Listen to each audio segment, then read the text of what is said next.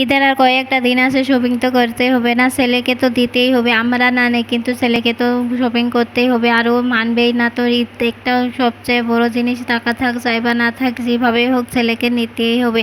তো এইভাবে আমরা আজ আজ যাবো শপিং মলে। শপিং মলে যাবার পথে ওরা বলছে যে পিয়াস লাগছে। তো পিয়াস লাগার পরে তো পানি পাইনি, তো এখানে কুশারের জুস খাওয়া শুরু করছে। আমি তো ভিডিও করতেছি আর ওর এই যে শপিং মলে আপনার যাবো এখন যাবো। এই বিল্ডিংটা দেখুন, এ তো বাইরে থেকে অনেক সুন্দর দেখাচ্ছে, আর ভিতরেও কিরম হবো। আর চলো তাহলে ভিতরে যাই। তো একদম বাবা ছেলে মিলে তো ফটফট করে যাচ্ছে, তো ভিতরে আমরা অলরেডি এসে বললাম।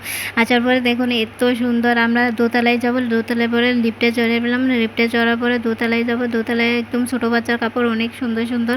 তো এখানে বাবার একটা শেরবানি দেখছিলাম, শেরবানিটা একদম অনেক সুন্দর ছিল, পছন্দ হচ্ছে না। আর ছেলেও তো কাপড় বাছতে শুরু করলো।